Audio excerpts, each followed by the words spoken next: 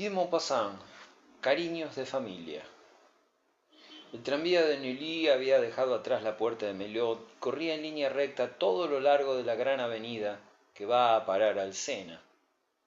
La maquinilla, enganchada a su vagón, pitaba para que se apartasen de su camino, escupía su vapor, jadeaba como corredor al que falta el aliento, y sus émbolos se movían con ruidos precipitados de piernas de hierro. Caía sobre la calle el pesado calor de una tarde de verano, y aunque no soplaba brisa alguna, ascendía del suelo un polvillo blanco, calizo, opaco, asfixiante y cálido, que se pegaba a la húmeda piel, cegaba la vista, penetraba en los pulmones. La gente salía a las puertas de sus casas en busca de aire. El vagón de pasajeros tenía bajadas las ventanillas y todas sus cortinas ondeaban, sacudidas por la rápida carrera. Eran pocas las personas que iban dentro, porque en días tan calurosos la gente prefería viajar en la Imperial o en las plataformas. Iban obesas señoras de vestidos presuntuosos, burguesas de barriada que suplen la distinción de la que carecen con una tiesura inoportuna, oficinistas cansados del despacho, de caras amarillentas, cintura doblada y un hombro algo más alto que otro, del mucho trabajar encorvado sobre la mesa. La expresión intranquila y triste de sus rostros revelaba también preocupaciones domésticas, constantes apuros monetarios y viejas esperanzas definitivamente fracasadas, porque todos ellos formaban parte de ese ejército de pobres hombres raídos que vegetan económicamente en mezquinas casas de yeso, que tienen por jardín un arriate y se alzan en medio de esos campos de los alrededores de París, en los que se aprovechan los residuos de todos los pozos negros. Muy próximo a la portezuela, un hombre bajito y gordo, de cara abotargada y barriga que le caía entre las piernas, vestido todo él de negro, conversaba con otro alto y seco de aspecto desaliñado, con un traje blanco muy sucio y un viejo panamá en la cabeza. Se expresaba el primero con lentitud y sus titubeos daban a veces la impresión de tartamudez. Era el señor Caravan, y ocupaba el cargo de oficial primero en el Ministerio de Marina. El otro había sido antaño oficial de sanidad a bordo de un barco mercante y acabó estableciéndose en la plazoleta de Courbevoie, en donde ejercitaba sobre la desgraciada población los inseguros conocimientos de medicina que había recogido en su vida aventurera. Llamábase Genet y se hacía llamar doctor. Corrían malas lenguas sobre su moralidad. El señor Caravan llevó siempre la vida rutinaria de los burócratas. Todas las mañanas, desde hacía 30 años, marchaba indefectiblemente a su despacho por el mismo camino y se tropezaba a la misma hora y en los mismos lugares con las mismas caras de hombres que se dirigían a sus negocios, y por idéntico camino regresaba todas las tardes, encontrando rostros idénticos que iba viendo envejecer. Todos los días compraba por unas monedas su periódico en la esquina del Faubourg Saint-Honoré. Iba luego en busca de 2 panecillos y penetraba finalmente en el ministerio, a la manera del reo que se constituye en prisión. Una vez dentro, se dirigía con paso rápido y corazón desasosegado a su despacho, temiendo siempre encontrarse con una reprimenda motivada por cualquier posible negligencia suya. Ningún incidente vino jamás a variar la rutina monótona de su existencia, porque nada le afectaba, como no fuesen los asuntos de oficina, el escalafón y las gratificaciones. No sabía hablar de otra cosa que de los asuntos del servicio, lo mismo cuando se encontraba en el ministerio que cuando estaba con los suyos, porque se había casado con la hija de un colega, que no llevó consigo dote alguna. Atrofiado para la tarea embrutecedora y cotidiana, no había en su espíritu lugar para pensamientos, esperanzas, ensueños que no guardasen relación con su ministerio. Pero todos sus goces de empleado tenían un dejo de amargura que los echaba a perder. El acceso a los cargos de jefe y subjefe de los señores comisarios de marina, de los ojalateros, mote que se les daba por sus galones de plata. Este era el tema que todas las noches y mientras cenaba le daba ocasión para exponer ante su esposa, que compartía sus rencores, los irrebatibles argumentos que demostraban la iniquidad que suponía, desde todo punto de vista, el dar puestos en París a un agente cuyo puesto estaba en el mar. Era ya viejo, pero su vida se había deslizado sin que él se diese cuenta, porque había pasado sin transición del colegio al ministerio y si en aquel temblaba de los pasantes, en este siguió temblando de los jefes, que le inspiraban verdadero pánico. El umbral del despacho de estos déspotas de oficina lo azogaba de pies a cabezas, y de aquel terror continuo le había quedado su cortedad, la actitud humilde y una como tartamudez nerviosa. Conocía de París lo que puede conocer un ciego al que su perro deja cada día bajo la misma puerta, y los hechos y escándalos que leía en su periódico barato no tenían para él otro alcance que el de unos cuentos fantásticos inventados a capricho para distracción de los pobres empleados. Pasaba por alto las informaciones políticas, ya que su periódico le servía de figuradas y a gusto del partido que lo pagaba. Él era hombre de orden, reaccionario, sin partido determinado, pero enemigo de todas las novedades.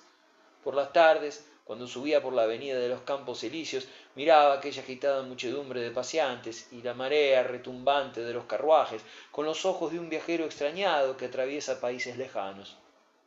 Por haber cumplido aquel mismo año los 30 de servicio obligatorio, lo habían condecorado a primeros de enero con la Cruz de la Legión de Honor, que sirve a las administraciones militarizadas para recompensar la larga y lamentable servidumbre que ellas califican de leales servicios prestados de estos tristes galiotes, remachados a la carpeta verde. Aquella inesperada dignidad alteró de arriba abajo sus costumbres, revistiéndolo de una idea nueva y elevada de su capacidad. Suprimió en adelante los pantalones de color y las americanas de fantasía, y ya solo vistió pantalones negros y levita larga, en la que su cinta, muy ancha, resaltaba más.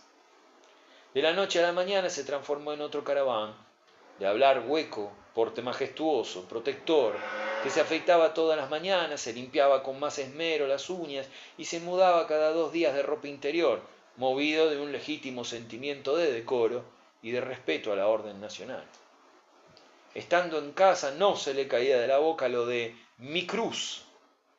Lo acometió un orgullo tan desmedido que se le hacía imposible el ver cinta alguna en el ojal de la solapa de los demás.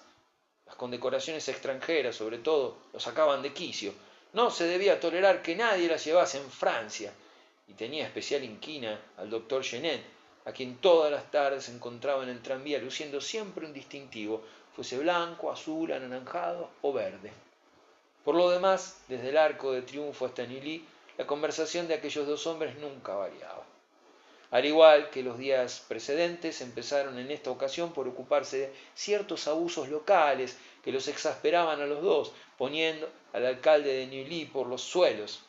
Caraván, cosa inevitable, estando con un médico, abordó el capítulo de las enfermedades, con la esperanza de espigar gratuitamente algunos consejos interesantes y quién sabe si una consulta, dándose maña para que no se le viese el juego. Es preciso decir que su madre lo traía intranquilo de un tiempo a esta parte. La cometían síncopes frecuentes y prolongados, pero no admitía que la cuidasen como era debido, aunque había cumplido ya los 90. Caraván se mostraba enternecido por la avanzada edad de su madre y hacía con insistencia al doctor Genet la misma pregunta: ¿Ve usted a mucha gente de sus años? Y se frotaba las manos de gusto, no precisamente porque estuviese muy interesado en que aquella buena señora se eternizase sobre la tierra, sino porque la prolongada vida de la madre era como una promesa para el hijo. Siguió diciendo: la verdad es que mi familia se vive largo. Tengo la certeza de que yo mismo, salvo accidente, me moriré de viejo. El oficial de sanidad le lanzó una mirada compasiva. Examinó un instante la cara coloradota de su vecino, el gordo serviguillo, la panza que le colgaba entre las piernas de una gordura flácida, el contorno apopléjico del oficinista sedentario y sin nervio, y como resultado de ese examen se echó atrás de un papirotazo del Panamá de color arratonado que le cubría la cabeza y contestó con retintín: de eso hay mucho que hablar, compadre, porque su vieja es de temperamento nervioso y usted es gordo y fofo. Caraván se cayó, desconcertado. El tranvía llegó a la estación. Los dos compañeros echaron pie a tierra y el señor Genet convidó a un trago de vermut en el café del Globo, que se hallaba enfrente y del que uno y otro eran clientes habituales. El dueño, amigo de ambos, les alargó 2 dedos de la mano y ellos le dieron un apretón por encima de las botellas del mostrador. Después se dirigieron a una mesa en la que había 3 aficionados al dominó que no se habían movido de allí en toda la tarde. Se cruzaron frases cordiales y el inevitable «¿Qué hay de nuevo?». Los jugadores siguieron con su partida. Cuando los recién llegados se retiraron, les dieron las buenas tardes. Los jugadores les alargaron las manos sin alzar la cabeza y cada cual se fue a comer a su casa. Ocupaba Caravan, cerca de la plazoleta de Courbet, una casita de 2 pisos y en el bajo estaba instalado un peluquero. 2 dormitorios, el comedor y la cocina con un juego único de sillas desencoladas y vueltas a encolar, que pasaban de una habitación a otra según lo exigía el momento, componían el departamento que la señora Caravan se entretenía en limpiar, en tanto que su hija María Luisa, de 12 años, y su hijo Felipe Augusto, de 9, se entregaban a toda clase de travesuras en los arroyos de la avenida, alternando con los pilluelos del barrio. Caravan había instalado a su madre en el piso superior. Esta se había hecho popular en aquellos alrededores por su avaricia, y su delgadez hacía decir a la gente que el señor había echado mano, al hacerla, de sus mismos principios de ahorro. Siempre malhumorada, no pasaba día sin riñas y arrebatos furiosos. Apostrofaba desde su ventana a los vecinos que salieran a la puerta de sus casas, a los vendedores ambulantes de frutas y verduras, a los barrenderos y a los muchachos, y estos, en venganza, la iban siguiendo de lejos cuando salía a la calle y le gritaban «¡Ensuciacamas!». Una criadita normanda, de un atolondramiento increíble, atendía los quehaceres de la casa y dormía en el segundo piso junto a la vieja por si le sobrevenía algún accidente. Al entrar Caravan en casa, su mujer, atacada de la enfermedad crónica de hacer limpieza, sacaba brillo con un trapo de franela a la caoba de las sillas, desparramadas por la soledad de las habitaciones.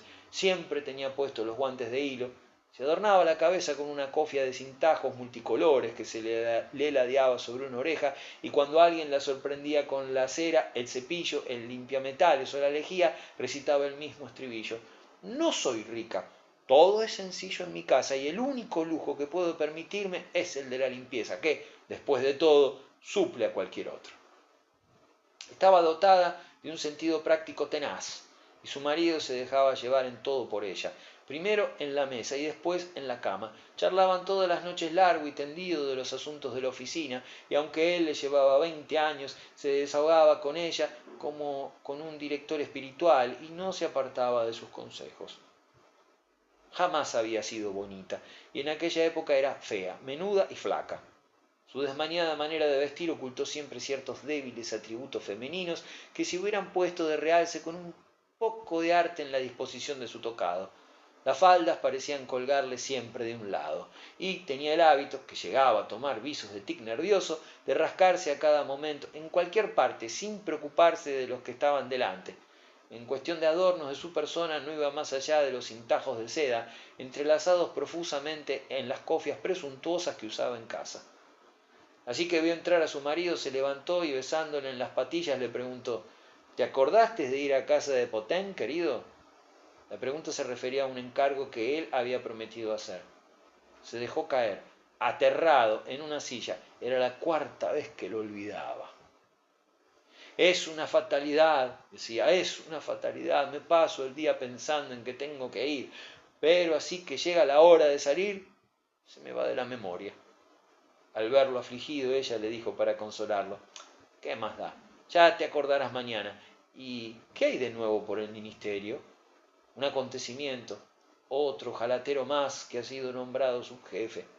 Ella se puso muy seria. «¿En qué oficina?». «En la de compras al extranjero». Ella mostró enfado. «Entonces ha sido para el puesto de Ramón, precisamente el que yo hubiera querido para ti. ¿Y Ramón? ¿Retirado?». Él balbuceó: «Retirado». Esto la encolerizó y la cofia se le vino al hombro. Se acabó, pues, no hay que pensar en ese momio. «¿Y cómo se llama el tal comisario?». «Bonassot». Echó ella mano al anuario que tenía siempre al alcance y buscó: «Bonassot, Tolón. Nació en 1851, alumno, comisario en 1871, subcomisario en 1875. De súbito le preguntó: «¿Es de los que han navegado?». Esta pregunta tranquilizó a Caravan. Su panza se vio sacudida por un acceso de regocijo. «Lo mismo que Valén, lo mismísimo que Valén, su jefe», y agregó riéndose con más fuerza, una broma muy gastada que a los del ministerio los divertía mucho: «Que nos los envíen de inspección al apostadero naval de Pont du Jour, porque se marearían en la escampavía». Pero su mujer seguía muy seria, como si no lo hubiese oído, y al fin murmuró rascándose la barbilla: «Qué lástima no disponer de un diputado». Si alguien contase en la cámara todo lo que ocurre en esa casa, el ministro saltaría en el acto. Le cortaron la frase los gritos que estallaron en la escalera. María Luisa y Felipe Augusto, que regresaban de la calle, se propinaban a medida que subían bofetadas y puntapiés. La madre se precipitó furiosa, tomó a cada uno por un brazo y de una sacudida vigorosa los metió en el departamento. Al ver a su padre corrieron hacia él, los besó con ternura, con fruición, luego se sentó, los puso sobre sus rodillas y lió con ellos una charla íntima. Felipe Augusto era un rapazuelo feo de ver, despeinado, sucio de los pies a la cabeza, con expresión de idiota.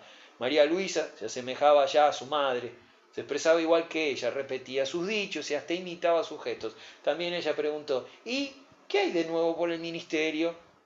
A lo que el padre contestó, regocijado, que tu amigo Ramón, el que viene a cenar con nosotros todos los meses, nos abandona, Lisita, han puesto en su lugar un nuevo subjefe. Clavó ella la mirada en la cara de su padre y le dijo con un tono de lástima, propio de niña precoz, otro más que te ha echado a la cola. ¿No es eso? Al padre se le cortó la risa y no contestó. Después, para cambiar de conversación, preguntó a su mujer, que se había puesto a limpiar los vidrios, ¿mamá sin novedad arriba? La señora Caraván dejó de frotarse, volvió, enderezó la cofia que se le escapaba hacia la espalda y contestó con labios trémulos. De tu madre te quiero hablar, precisamente. Me ha hecho una de las suyas. Figúrate que la señora de Lebaudin, la mujer del peluquero, subió hace un rato para pedirme prestado un paquete de almidón. Yo había salido y tu madre la ha echado de la puerta, tratándola de mendiga. Me ha tenido que oír la vieja, aunque se ha hecho la desentendida, como siempre que se le cantan las verdades, pero que te conste que está tan sorda como yo. Todo lo suyo es cuquería, y la prueba la tienes en que se ha subido derechita a su cuarto sin decir esta boca es mía. Caraván, corrido, no contestó, y en ese instante hizo acto de presencia la criadita para anunciar precisamente que la cena estaba lista. Entonces se le echó mano un palo de escoba que tenía siempre oculto y dio 3 golpes en el cielo raso. Luego pasaron al comedor y la señora Caraván, la joven, sirvió la menestra, mientras esperaban que bajase la anciana. Esta se retrasaba y la sopa iba enfriándose, en vista de lo cual se pusieron a comer sin prisa. Quedaron vacíos los platos y volvieron a esperar. La señora Caraván, furiosa, la tomó con su marido. Lo hace a propósito, ¿comprendes? Porque sabe que te pone siempre de su parte.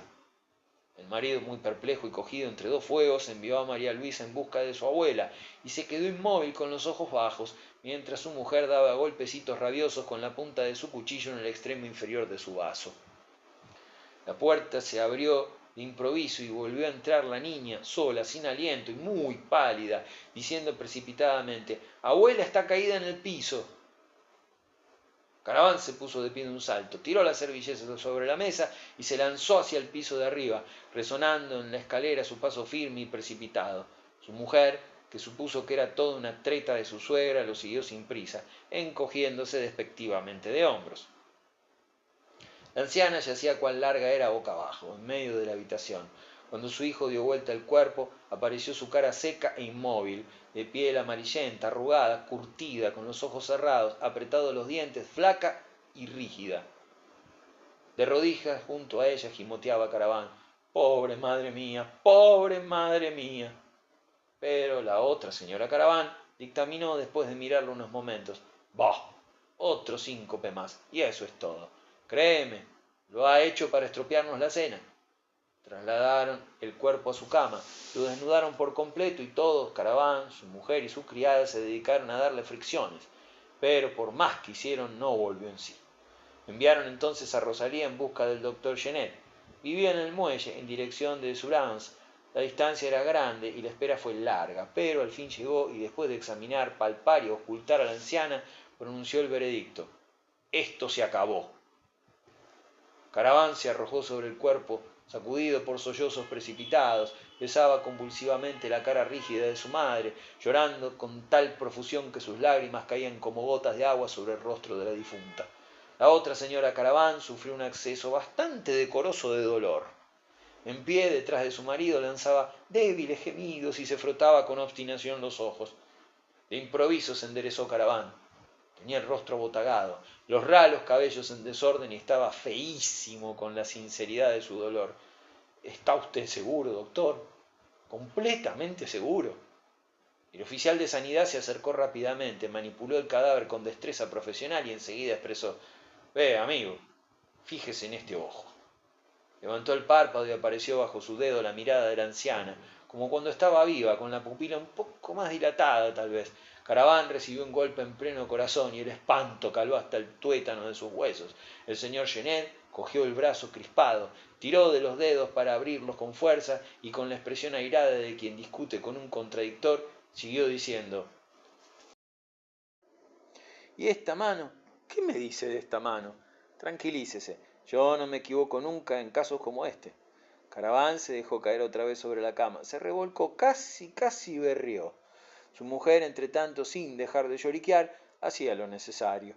Acercó la mesa de noche, la cubrió con un paño blanco, colocó encima 4 velas, las encendió, sacó de detrás del espejo de la chimenea un manojo de boj, que estaba allí colgado, lo colocó en medio de las velas sobre un plato y llenó este de agua clara, a falta de agua bendita.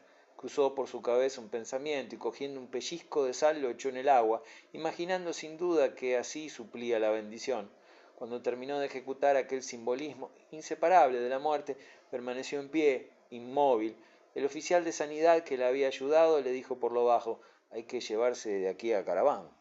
Hizo una señal afirmativa, se acercó a su marido, que seguía sollozando de rodillas, y lo alzó por un brazo, a tiempo que el señor Genet lo levantaba del otro. Empezaron por sentarlo en una silla. Su mujer, besándole en la frente, le echó un pequeño sermón.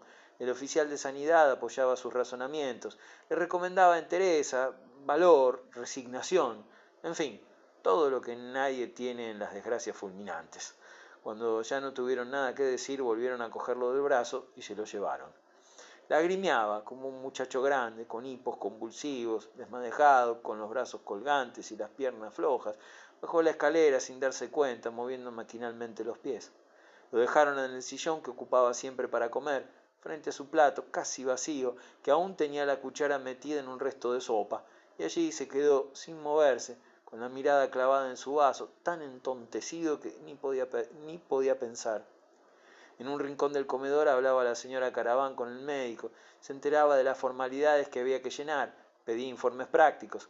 El señor Genet, que parecía estar esperando algo, acabó por coger su sombrero y se despidió diciendo que no había cenado. Ella exclamó entonces: «¿Pero cómo? ¿No ha cenado usted? Quédese, doctor, quédese, se le servirá de lo que hay, porque ya supondrá que nosotros no estamos para comer gran cosa». Rehusó, excusándose. Ella insistió: «Quédese, se lo ruego. En momentos como este se agradece la compañía de los amigos. Además, tal vez usted consiga que mi marido se consuele un poco. Está muy necesitado de que le den ánimos». El doctor asintió con la cabeza y dejó el sombrero encima de un mueble. «Siendo así, acepto, señora». Dio ella instrucciones a Rosalía, que estaba como desatinada, y tomó asiento a la mesa, según dijo, para hacer que comía y acompañar al doctor. Se volvió a servir la sopa fría. El señor Genet aceptó otro plato. Vino después una fuente de cuajada a la lionesa, que esparció un aroma de cebolla, diciéndose la señora Caravana al probarla: «Está sabrosísima», dijo el doctor. La señora se sonrió. «¿Verdad que sí?». Se volvió hacia su marido para decirle: «Haz por comer un poco, mi pobre Alfredo, aunque solo sea para echar alguna cosa al estómago. Piensa en que tienes que velar». Caraván alargó dócilmente el plato, lo mismo que se habría metido en cama si se lo hubieran pedido, obedeciendo en todo, sin resistencia y sin reflexión, y comió. El doctor se sirvió a sí mismo por 3 veces. La señora Caraván pinchaba de cuando en cuando con su tenedor una buena presa y la engullía con calculado descuido. Cuando sacaron una ensaladera rebosante de macarrones, murmuró el doctor: «¡Caramba! Esto parece cosa buena». La señora Caraván no dejó esta vez a nadie sin servir. Llenó hasta los platillos en que metían sus dedos los niños, y estos, sin nadie que se ocupase de ellos, bebían vino puro y se cometían a puntapiés por debajo de la mesa. El señor Genet trajo a colación el gusto de Rossini por este plato italiano. De pronto soltó esta gracia: «Se podría hacer un cuplé. El maestro Rossini pedía macarrones». Pero nadie le prestaba atención. La señora Caraván se quedó de pronto pensativa y repasaba mentalmente las probables consecuencias de aquel acontecimiento, mientras que su marido hacía bolitas de pan entre los dedos, las colocaba luego en el mantel y se quedaba mirándola fijamente, con expresión estúpida. Le abrazaba una sed ardiente y a cada momento se llevaba a la boca el vaso lleno de vino hasta los bordes. La conmoción y el dolor habían hecho perder el aplomo a su razón. Esta parecía flotar, girar ingrávida en el repentino estupor de los comienzos de una digestión difícil. Por su parte, el doctor bebía como una cuba y daba ya señales de estar borracho. La misma señora Caraván, que no bebía más que agua, sufría la reacción que sigue a toda sacudida nerviosa. Se mostraba excitada, inquieta y su cabeza estaba algo confusa. El señor Genet empezó a referir anécdotas que a él le parecían chistosas de escenas mortuorias. En los suburbios de París, donde abunda la población procedente de provincias, se tropieza uno con la indiferencia propia del campesino hacia los difuntos. Ya pueden ser estos el padre o la madre. Hay una irrespetuosidad, una inconsciencia feroz, que es corriente en el campo, pero muy rara en la capital. La semana pasada, sin ir más lejos, agregó, me llaman de la calle de Puteaux, y allá voy. Me encuentro con que el enfermo era ya cadáver y junto a la cama la familia que se bebía tranquilamente una botella de anís que habían comprado el día anterior para satisfacer un capricho del moribundo. La señora Caraván no lo escuchaba. Toda su atención estaba concentrada en la herencia. El señor Caraván se había quedado con el cerebro vacío y era incapaz de comprender nada. Se sirvió el café muy cargado, como para levantar los ánimos. Se le regó de coñac y cada taza hizo subir a las mejillas de los bebedores un súbito rubor, confundiendo aún más las últimas ideas de aquellos espíritus ya vacilantes. El doctor echó mano de pronto a la botella de aguardiente y sirvió a todos la última. No hablaban, embotados por el suave calor de la digestión, embebidos, a pesar suyo, en el bienestar puramente animal que el alcohol proporciona después de comer, saboreaban muy despacio el coñac azucarado que formaba un almíbar amarillento en el fondo de las tazas. Los chicos se habían quedado dormidos y Rosalía los acostó. Maquinalmente, empujado por la necesidad de aturdirse que domina a los desgraciados, se sirvió Caravana aguardiente varias veces. Sus ojos, de mirada estúpida, resplandecían. El doctor se levantó, al fin, para marcharse, y cogió a su amigo del brazo. Venga conmigo, le dijo. Le sentará bien un poco de aire fresco. No conviene estarse quieto cuando nos domina la pena. El otro obedeció dócilmente. Se puso el sombrero, tomó el bastón y salió. Los dos, agarrados del brazo, fueron caminando hacia el Sena bajo la claridad de las estrellas. Flotaban hálitos embalsamados en la noche calurosa, porque era la estación en que todos los jardines del contorno se cuajan de flores, y sus perfumes, que duermen durante el día, parecen despertar cuando llega el crepúsculo y se esparcen diluidos en las brisas ligeras que corren por la oscuridad. La ancha avenida estaba desierta y silenciosa, flanqueada por dos hileras de faroles de gas que se alargaban hasta el Arco del Triunfo. Allá lejos, envuelto en una roja neblina, rebullía París, ruidosamente. Era como un retumbo continuo al que de tiempo en tiempo parecía responder a lo lejos, en la llanura, el silbido de un tren que se acercaba a toda marcha o que huía cruzando la provincia hacia el océano. Al recibir a aquellos dos hombres en la cara el aire de la calle, se quedaron al pronto sorprendidos. El doctor se tambaleó y Caraván sintió que se multiplicaban los vértigos que venían acometiéndoles desde la cena. Caminaba como entre sueños, con la inteligencia embotada, paralizada, sin que el dolor le aguijoñase, embargado por una especie de insensibilidad moral que le hacía incapaz de sufrir. Parecía que le hubiesen quitado un peso del alma, y los tibios vapores que se esparcían en la noche aumentaban esta sensación de alivio. Cuando llegaron al puente, torcieron a mano derecha y el río les lanzó en pleno rostro una fresca bocanada. Corría melancólico y sosegado delante de un cortinaje de altos álamos y las estrellas nadaban en el agua zarandeadas por la corriente. La neblina blancuzca que flotaba en el ribazo de enfrente enviaba a sus pulmones un olor de humedad. Caraván se detuvo bruscamente, sorprendido por aquel aroma de río que agitaba en su corazón memorias muy lejanas. Volvió a ver de improviso a su madre, la de otros tiempos, la de su niñez, de rodillas y encorvada delante de la puerta de su casa, allá en Picardía, lavando en el arroyuelo que cruzaba el jardín la ropa amontonada a su lado. En medio del silencio sereno del campo oía el galopar de la ropa sobre la tabla y su voz que gritaba «Alfredo, tráeme jabón». Era este mismo olor de agua que corre, la misma neblina que se desprendía de las tierras empapadas, la misma vaporosidad pantanosa, aquel sabor que le había quedado para siempre imborrable, y volvía a sentirlo precisamente la noche misma en que su madre acababa de morir. Se detuvo, como embarado por un suave arrebato de desesperación. Fue un relámpago que aclaró de golpe todo el alcance de su desgracia. Aquel soplo errante que se atravesó en su camino lo precipitó en el negro abismo de los dolores irremediables. Sintió el alma desgarrada por aquel separarse para siempre. Quedaba su vida truncada por la mitad. Su juventud entera desaparecía, engullida por aquella muerte. Allí acababa el antiguamente, se fumaba las memorias de la adolescencia. Nadie quedaba ya para hablarle de las cosas de antes, de las personas que conoció en otros tiempos, de su tierra, de él mismo, de las intimidades de su vida pasada. Era un pedazo de su mismo ser el que había dejado de existir. En adelante le correspondía morir al resto. Empezó a llamar uno tras otro sus recuerdos. Apareció la mamá, de más joven, vestida de prendas que se habían ajado sobre ella, que de tanto usarlas parecían inseparables de su persona. La veía en 1000 momentos que ya tenía olvidados, con rasgos que ya se habían borrado, con sus gestos, las inflexiones de su voz, con sus costumbres, manías, indignaciones, con las arrugas de su cara, los movimientos de sus dedos, descarnados y en todas las actitudes familiares que ya no volvería a tener más. Lanzó algunos gemidos, agarrándose al doctor. Sus flácidas piernas temblaban, toda su voluminosa persona sufría las sacudidas de los sollozos mientras que balbucía: «Madre mía, pobre madre mía». Pero su compañero, que seguía borracho y que soñaba con acabar la velada en ciertos lugares que frecuentaba en secreto, se impacientó con aquel acceso agudo de dolor. Lo hizo sentarse en la hierba de la orilla y lo abandonó al poco rato con el pretexto de que tenía que ver un enfermo. Caraván lloró largo rato, cuando se le agotaron las lágrimas, cuando todo su dolor se derritió en agua, como quien dice, experimentó otra vez alivio, sosiego, tranquilidad súbita. Había salido la luna y bañaba el horizonte con su luz plácida. Los grandes álamos se erguían con reflejos de plata y la niebla se alzaba sobre la llanura como nieve flotante. Ya no nadaban las estrellas en el río, lo revestía una capa de nácar y seguía deslizándose, rizado por escalofríos brillantes. La atmósfera era suave y perfumada a la brisa. El sueño de la tierra estaba impregnado de languidez y Caraván bebía aquella suavidad de la noche. Aspiraba profundamente y tenía la sensación de que un frescor, un sosiego, una paz sobrehumana lo iba calando hasta la extremidad de sus miembros.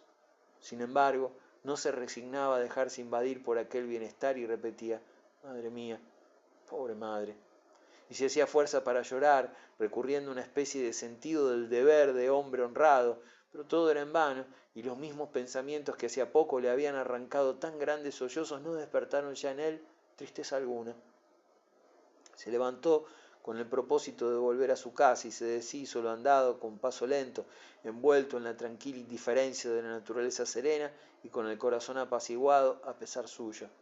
Al llegar al puente distinguió la linterna del último tranvía que estaba preparado para arrancar y más allá los ventanales iluminados del Café del Globo. Lo cometió la necesidad de contarle a alguien la catástrofe, de excitar la conmiseración, de hacerse el interesante. Adoptó una expresión compungida, empujó la puerta del establecimiento y avanzó hacia el mostrador en que el dueño vociferaba como siempre. Había calculado ya la impresión que produciría. Todos los concurrentes se pondrían de pie al verlo, yendo hacia él con la mano extendida. Pero, ¿qué le pasa?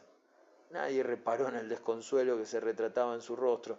Puso los codos sobre el mostrador y se apretó la frente entre las manos, murmurando: «Dios mío, Dios mío».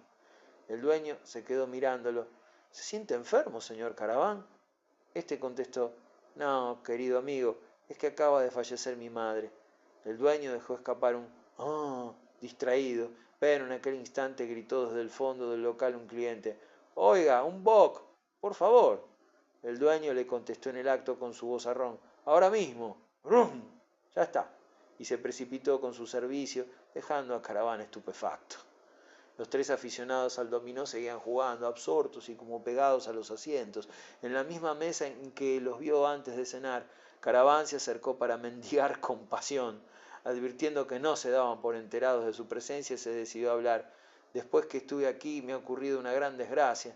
Los tres alzaron un poco la cabeza al mismo tiempo, pero sin quitar ojo a las fichas que tenían en la mano. «¿Sí? ¿Qué ha sido?». «Acaba de fallecer mi madre». Uno de los jugadores murmuró: «Vaya», con ese tono de lástima que suena a falso, de los indiferentes. Otro, que no encontró de momento palabras, movió la cabeza y dejó escapar una especie de silbido triste. El tercero reanudó el juego, como diciéndose para sus adentros: «Si no es más que eso».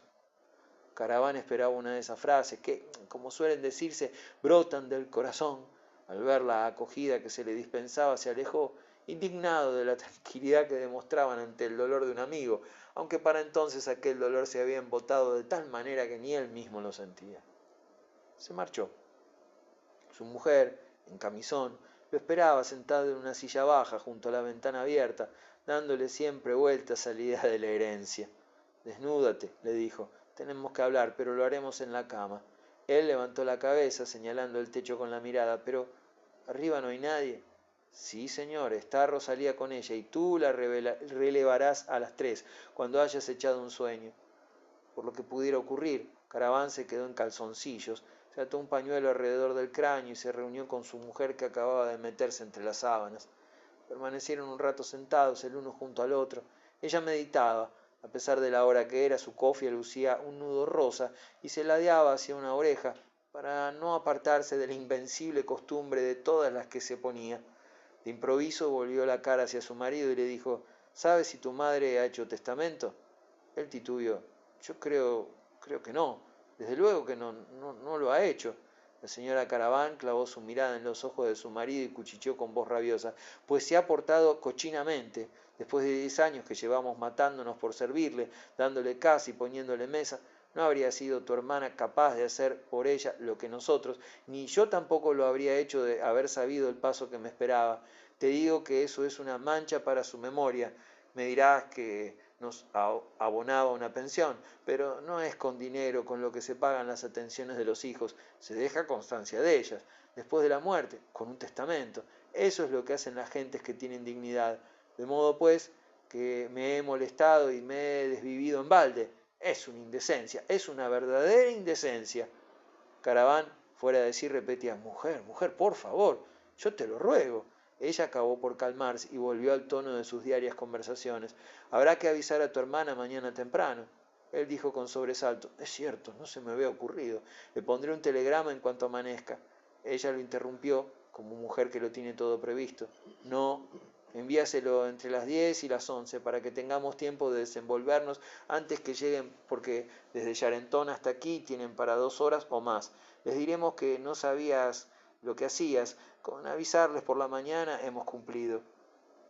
Caraván se dio una palmada en la frente y exclamó, con el acento de cortedad que adoptaba siempre para referirse a su jefe, porque solo con pensar en él ya se echaba a temblar: Habrá que avisar también al ministerio. Ella replicó: ¿Avisar? ¿Por qué? En momentos como este nadie puede molestarse por un olvido. Si me hicieses caso, no avisarías. Tu jefe se tendría que callar y le harías pasar un berrinche. Pero bien gordo que lo va a pasar cuando vea que falto. Tienes razón, tu idea es genial. Se le van a atragantar las palabras cuando le diga que ha muerto mi madre. El chupatintas, encantado de la jugarreta, se frotaba las manos imaginándose la cara que pondría su jefe en aquel momento, y en la habitación de encima de él yacía el cuerpo de la anciana y a su lado dormía la criada. La señora Caraván permanecía en actitud recelosa, como obsesionada por un problema difícil de expresar, pero al fin se decidió. Tu madre te dijo que era para ti su reloj, el de la muchacha del emboque, ¿no es cierto? Él rebuscó en su memoria y contestó: Sí, en efecto, pero de eso hace mucho tiempo. Fue cuando vino a vivir aquí. Me dijo: el reloj será para ti si me cuidas bien. La señora Caraván, tranquilizada con esto, se expresó ya con todo sosiego: Siendo así, habrá que ir por él, creo yo, porque si damos tiempo a que venga tu hermana, no consentirá que lo tomemos. Él titubeaba: ¿Crees tú que...? Ella se molestó: Naturalmente que lo creo. Una vez que lo tengamos aquí, si te he visto, no me acuerdo. Nuestro y nada más que nuestro. Lo mismo que la cómoda que tiene en su habitación, la de la cubierta de mármol. Esa me la dio a mí un día que estaba de buenas. Bajaremos los dos las cosas al mismo tiempo. Caraván no parecía muy convencido. Pero mujer, contraemos una gran responsabilidad. Ella se revolvió furiosa. ¿De veras? ¿Vas a ser el mismo de siempre? Eres capaz, por no dar un paso, de dejar que tus hijos se mueran de hambre. De eso eres tú capaz. Puesto que ella me la dio, nuestra es la cómoda. No vas a decir que no. Y si le molesta a tu hermana, que venga a decírmelo a mí. Mucho se me da a mí de tu hermana. Levántate y traeremos enseguida las cosas que tu madre nos ha dado. Trémulo y derrotado salió Caraván de la cama y fue a meterse los pantalones, pero ella no lo dejó. ¿Para qué te vas a vestir? Sube en calzoncillos, no hay necesidad de más, yo iré tal como estoy. Los dos echaron a andar en ropas menores, subieron las escaleras sin hacer ruido, abrieron con precaución la puerta y entraron en la habitación. Las 4 velas encendidas alrededor del plato de boj bendito parecían ser los únicos guardianes de la anciana, que descansaba rígida porque Rosalía dormía con leve ronquido, repatingada en su poltrona, con las piernas estiradas, las manos cruzadas encima de la falda, la cabeza caída a un lado y la boca abierta. Caraván se posesionó del reloj. Era uno de tantos cachivaches grotescos que produjo en abundancia el arte imperial, una figura de chica joven, de bronce dorado, con la cabeza adornada de flores variadas, tenía en la mano un emboque cuya bola servía de péndulo. Dámelo a mí, coge ya el mármol de la cómoda, le dijo su mujer. Obedeció, dando resoplidos, y se echó al hombro el mármol con no pequeño esfuerzo. Hicieron un viaje. Caraván se agachó al pasar la puerta y las escaleras temblando. Su mujer caminaba de espaldas, alumbrándole con una mano y sujetando con la otra el reloj debajo del brazo. Una vez dentro de su departamento dejó ella escapar un profundo suspiro. Lo más difícil está hecho, vamos por lo demás. Pero los cajones del mueble estaban completamente llenos de ropa de la anciana, había que esconderla en algún lado. La señora Caraván tuvo una inspiración. Súbeme el baúl de madera de pino que hay en el vestíbulo, no vale ni 2 francos, aquí estará perfectamente.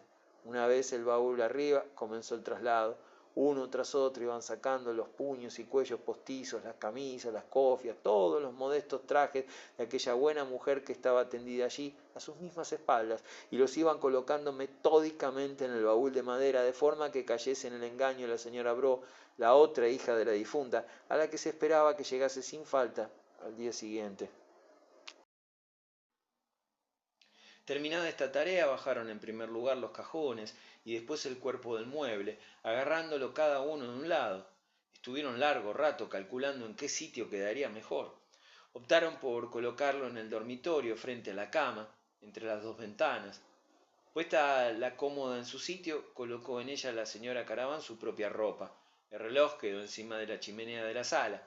La pareja se quedó estudiando el efecto que producía. Su satisfacción fue completa e inmediata. Magnífico, exclamó ella, y él respondió, sí, magnífico. Entonces se acostaron. Apagó ella la vela y al poco rato dormían todos en los 2 pisos de la casa. Era pleno día cuando Caravana abrió los ojos. Despertó con la cabeza algo aturdida y tardó algunos minutos en acordarse del acontecimiento. Le dio un gran vuelco el corazón y saltó de la cama muy emocionado, con ganas de llorar. Subió inmediatamente a la habitación del piso superior. Rosalía continuaba durmiendo en la misma postura que la víspera, porque se había pasado toda la noche en un solo sueño. La envió a su trabajo, cambió las velas gastadas por otras y se quedó contemplando a su madre, mientras cruzaban por su cerebro los pensamientos aparentemente profundos, las vulgaridades religiosas y filosóficas que asaltan a las inteligencias corrientes en presencia de la muerte. Al oír que lo llamaba a su mujer, bajó. Habían preparado ella una lista de todo lo que tenía que hacer por la mañana y se le entregó. Al ver todos aquellos renglones se quedó Caravana aterrado. 1. Declarar la defunción en la alcaldía. 2. Avisar al médico que certifica las defunciones. 3. Encargar el féretro. 4. Pasar por la iglesia. 5. Avisar a la funeraria. 6. Ir a la imprenta a buscar las esquelas. 7. A casa del notario. 8. Poner un telegrama a la familia. Y una barabunda de otros pequeños encargos. Cogió su sombrero y se marchó. Como la noticia había corrido, empezaron a llegar vecinas para ver a la muerta. En la peluquería de la planta baja se había desarrollado ya una escena a este propósito entre la mujer y el marido, que estaba afeitando a un cliente. La mujer, sin dejar de hacer calceta, murmuró, otra que se ha ido. Pero esta era una vara, como no hay muchas. La verdad es que yo no le tenía ninguna simpatía, pero no tendré más remedio que ir a verla. El marido refunfuñó mientras enjabonaba la barba del paciente. Vaya un capricho, hay que ser mujer para eso. No les basta con fastidiar a la gente en vida, que ni aun después de muerto lo dejan uno tranquilo. Pero su esposa, sin desconcertarse, siguió diciendo, no puedo resistirlo, tengo que ir. No pienso en otra cosa desde que ha amanecido. Creo que si no la viese, no conseguiría olvidarme de ella en toda mi vida. Cuando la haya mirado bien y me haya quedado con su cara, me sentiré tan satisfecha. El de la navaja se encogió de hombros y se explayó con el señor a quien estaba raspando la mejilla. ¿Me quiere usted decir qué ideas tienen en la cabeza estas condenadas mujeres? Lo que es a mí, maldita la gracia que me hace ver un muerto. Pero su mujer había escuchado sus palabras y le contestó sin turbarse. ¿Y qué quieres? Somos así. Dejó encima del mostrador su trabajo de punto y subió al primer piso. Habían llegado ya dos vecinas y conversaban acerca del suceso con la señora Caraván, que les daba toda clase de detalles. Se dirigieron a la cámara mortuoria. Las cuatro penetraron a paso de lobo, rociaron una después de otra la sábana con el agua salada, se arrodillaron, se persignaron, mascullando una oración, volvieron a ponerse en pie y permanecieron largo rato contemplando el cadáver con ojos dilatados y boca de asombro, mientras la nuera de la difunta se tapaba la cara con un pañuelo, simulando un hipo desesperado. Cuando ésta se volvió para salir de allí, descubrió en pie, junto a la puerta, a María Luisa y a Felipe Augusto, en camisa los dos, mirando con curiosidad. Olvidó su fingido dolor y se lanzó hacia ellos con la mano en alto, gritando iracunda: ¿Qué? ¿Quieren largarse de aquí, condenados? Subir 10 minutos después con una nueva hornada de vecinas y después de rociar nuevamente con el agua sobre la suegra con el ramo de boj, de rezar, lloriquear y cumplir con todos los ritos, se volvió a tropezar con sus dos hijos, que otra vez le habían seguido los pasos. Otra vez le dio ella de coscorrones, por no faltar a su deber, pero en la siguiente ocasión ya no se preocupó de ellos, y siempre que volvía con nuevas visitas los rapazuelos iban detrás, se arrodillaban también en un rincón y repetían invariablemente cuanto veían hacer a su madre. A primera hora de la tarde fue disminuyendo la muchedumbre de curiosas. Al rato ya no vino nadie. La señora Caraván bajó a su casa para ocuparse de todos los preparativos de la ceremonia fúnebre y la muerta se quedó completamente sola. La ventana de la habitación estaba abierta. Penetraba un calor tórrido, con bocanadas de polvo. Cerca del cuerpo inmóvil danzaban las llamas de las 4 velas. Algunas mosquitas trepaban, iban y venían por la sábana, por el rostro de ojos cerrados, por las dos manos estiradas. María Luisa y Felipe Augusto habían salido a corretear por la avenida. Se vieron enseguida rodeados de camaradas, principalmente de chicas, que son las más despiertas, y las que primero presienten los misterios de la vida. Preguntaron estas como si ya fuesen personas mayores: ¿Se ha muerto tu abuela? Sí, ayer por la noche. ¿Y cómo es un muerto? María Luisa explicaba, daba detalles de las velas, del manojo de boj, de la cara. Se despertó una gran curiosidad en todos los pequeños y pidieron subir a ver a la muerta. María Luisa organizó inmediatamente un primer viaje con 5 chicas y 2 chicos, los mayores, los más atrevidos. Los obligó a descalzarse para que no lo sintieran. Se escabulló la banda dentro de la casa y subió con la ligereza de una tropa de ratoncillos. Dentro ya de la habitación arregló la hija el ceremonial, imitando a su madre, condujo solemnemente a sus camaradas, se arrodilló, hizo la señal de la cruz, movió los labios, roció el lecho, y cuando los chicos apelotonados se acercaban con temor, curiosidad y placer para contemplar el rostro y las manos, ella estalló de improviso en falsos sollozos, cubriéndose los ojos con su pañuelo. Se calmó bruscamente, acordándose de los que esperaban a la puerta, y se llevó corriendo a todos los presentes para regresar enseguida con otro grupo, y luego con otro, porque todos los rapazuelos de los alrededores, hasta los mendigos desarrapados, acudían para participar en aquella diversión desconocida, y en cada visita repetía la nieta de cabo a rabo con absoluta perfección todos los pasos y muecas de la madre. Pero acabó por cansarse. Atraídos por otro juego, se alejaron los chicos. Entonces se quedó la anciana abuela completamente olvidada por todo el mundo. La sombra inundó la habitación y la inquieta llama de las velas hacía bailar destellos sobre el rostro, seco y arrugado. Caraván subió a eso de las 8, cerró la ventana y puso otras velas. Entraba ya con toda naturalidad, como si llevase viendo durante meses el cadáver, hasta comprobó que aún no presentaba síntomas de descomposición, y se lo comunicó a su mujer cuando iban a sentarse para cenar. Ella contestó: «Pero si parece de madera, es capaz de conservarse un año». Nadie habló una palabra mientras comían la menestra. Los niños, que habían correteado todo el día, dormitaban en sus sillas, extenuados de fatiga, y todos callaban. La luz de la lámpara se amortiguó de improviso. La señora Caraván se apresuró a subir la mecha, pero el aparato carraspeó y la luz se apagó. Se habían olvidado de comprar aceite. Mandar por él a la tienda retrasaría la cena. Se buscaron velas, pero no había más que las que estaban encendidas arriba, en la mesilla de noche. La señora Caraván, rápida en tomar decisiones, envió a María Luisa en busca de 2. quedaron esperándola, oscuras. Se oyeron con toda claridad los pasos de la niña en la escalera. Hubo unos segundos de silencio. Se la oyó luego que bajaba precipitadamente. Abrió la puerta espantada, aún más emocionada que la víspera, cuando anunció la catástrofe y murmuró casi ahogándose: ¡Ay, papá, la abuelita se está vistiendo! Caraván se enderezó tan violentamente que su silla fue a dar con la pared. Balbuceó: ¿Que se está? ¿Pero qué es lo que dices? María Luisa repitió agarrotada por la emoción: que sí, que se viste, que la abuelita se está vistiendo para bajar. Se precipitó como un loco escaleras arriba. Lo seguía su mujer, presa del más completo aturdimiento. Se detuvo aquel delante de la puerta del segundo piso, trémulo de espanto, sin atreverse a entrar. ¿Qué es lo que iban a ver sus ojos? Más valerosa, la señora Caraván dio vuelta al cerrojo y penetró en la habitación. La estancia parecía más sombría. Una figura alargada y flaca se movía en el centro. Era la vieja, que estaba en pie. Al salir del sueño letárgico, medio inconsciente todavía, se había puesto de lado, se incorporó sobre un codo y apagó 3 de las velas que ardían junto al lecho mortuorio. Después, recobrando fuerzas, se levantó para buscar sus trapos. La falta de la cómoda la desorientó al principio, pero fue desocupando el baúl hasta encontrar sus prendas y se vistió tranquilamente. Vació el plato de agua, volvió a colocar el manojo de boj detrás del espejo, puso las sillas en su sitio y se disponía a bajar cuando aparecieron ante ella el hijo y la nuera. Caraván tuvo un arranque, le tomó las manos, la besó con lágrimas en los ojos. Su mujer, a espaldas suyas, repetía con tono hipócrita: ¡Qué felicidad! ¡Pero qué felicidad!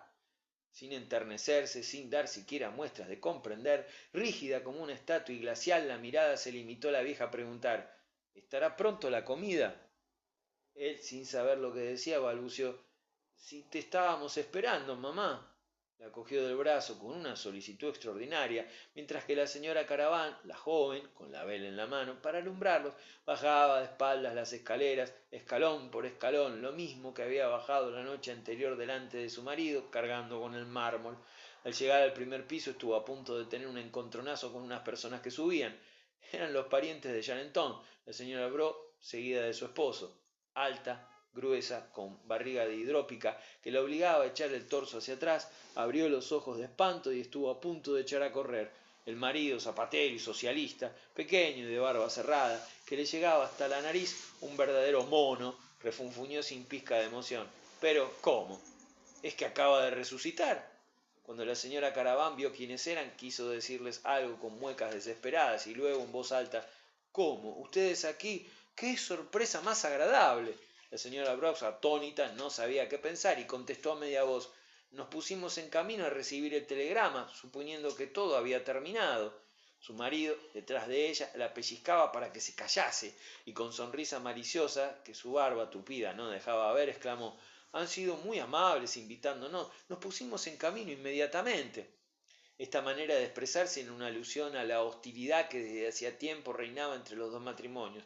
Como la vieja llegaba en ese instante al descansillo, se adelantó con vehemencia y restregó en sus mejillas la pelambrera de su cara, gritándole a la oreja, porque era sorda: ¿Cómo seguimos, madre? Siempre tan tiesa, ¿eh? La señora Braus, pasmada de ver bien viva a la que calculaba encontrar muerta, ni siquiera se decidía a besarla, obstruyendo con su enorme barriga el descansillo y cortando el paso a todos. La anciana, inquieta y recelosa, pero sin abrir la boca, miraba a toda aquella gente y sus ojillos grises, duros e inquisidores, iban de uno al otro, resumando pensamientos demasiado claros que embarazaban a sus hijos. Caraván dijo, queriendo aclarar la situación: Ha estado algo enferma, pero ya pasó. Ahora se encuentra perfectamente. ¿Verdad, madre? La vieja entonces, reanudando la marcha, contestó con voz resquebrajada y como lejana: Ha sido un síncope. Oía todo lo que hablaban. Siguió a estas palabras un silencio lleno de perplejidades. Entraron en el comedor y se sirvió una cena improvisada en pocos minutos. El único que se mantenía sereno era el señor Brooks. Su cara de maligno gorila se contraía con muecas y dejaba caer frases de doble sentido que ponían en evidente aprieto a todos. El timbre del vestíbulo sonaba a cada instante y a cada llamada entraba desatinada Rosalía en busca de Caraván, y éste salía precipitadamente tirando su servilleta. Su cuñado llegó a preguntarle si es que era aquel su día de recibir, a lo que contestó balbuciendo: son nada más que encargos. Le trajeron un paquete y en su atolondramiento procedió a abrirlo. recuadradas de negro, aparecieron las esquelas, enrojeció hasta los ojos, cerró el paquete y se lo metió en el pecho. Su madre no lo había visto, tenía clavados obstinadamente los ojos en su reloj, cuyo emboque dorado se columpiaba encima de la chimenea. El silencio era glacial y el embarazo de todos cada vez mayor. De pronto la vieja, volviendo hacia su hija la cara arrugada de bruja, puso en la mirada un escalofrío de malignidad y dijo: «Ven el lunes con tu pequeña, que quiero verla». La señora Brock contestó radiante: «Sí, mamá». La señora Caravan, la joven, palideció y desfallecía de angustia. Los dos hombres, entretanto, se fueron soltando al hablar, enzarzándose sin motivo que valiese la pena en una discusión política. Brock, que defendía las doctrinas revolucionarias y comunistas, bregaba irritado y le brillaban los ojos en el rostro peludo. «Caballero», gritaba, «la propiedad es un robo que se hace al trabajador. La tierra es de todos, las herencias son una infamia y una vergüenza». Cayó bruscamente, corrido, como quien se da cuenta de que acaba de soltar una majadería. Después agregó con menos vehemencia: «No es esta ocasión para discutir esos temas». Se abrió la puerta y apareció el doctor Genet. Tuvo un instante de azoramiento, se rehízo enseguida y se acercó a la vieja. «Ajá, la abuelita. Hoy la encuentro muy bien. Me daba en las narices, créame, y hace un momento, subiendo la escalera, me lo decía a mí mismo: apuesto a que me encuentro levantada la abuela». Le dio unas suaves palmaditas en la espalda y agregó: «fuerte como el puente nuevo. Van ustedes a ver cómo nos entierra a todos». Tomó asiento, aceptando el café que le ofrecían, interviniendo en la conversación de los dos hombres y apoyando a Brock, porque él también había andado mezclado en la comuna. La vieja se sintió cansada y quiso retirarse. Caravan se apresuró a ayudarla. Ella clavó los ojos en los de él y le dijo: «Lo que vas a hacer es subirme enseguida mi reloj y mi cómoda». Se cogió del brazo de su hija y desapareció con ella, mientras él balbucía: «Sí, mamá». Los esposos Caravan quedaron consternados, mudos, perdidos en un horrible desastre, mientras Bro se frotaba las manos de gusto, paladeando su café. Loca de ira, la señora Caravan se fue de improviso hacia él, gritándole a voz en cuello: «Usted es un ladrón, un tunante, un canalla. Le escupo a usted en la cara, le...». Se ahogaba, sin dar con la frase, pero él se reía y continuaba bebiendo. Su mujer, que regresaba en aquel mismo instante, se fue hacia su cuñada, y las dos, una voluminosa, de barriga amenazadora, la otra epiléptica y seca, de voz altanera y manos trémulas, se lanzaron a boca llena montones de injurias. Genet y Bro se interpusieron, y éste cogió a su mujer por los hombros y le echó afuera, gritándole: «¡Basta ya, pedazo de burra! No hace falta alborotar tanto». Se oyó cómo se alejaban por la calle riñendo. El señor Genet se despidió.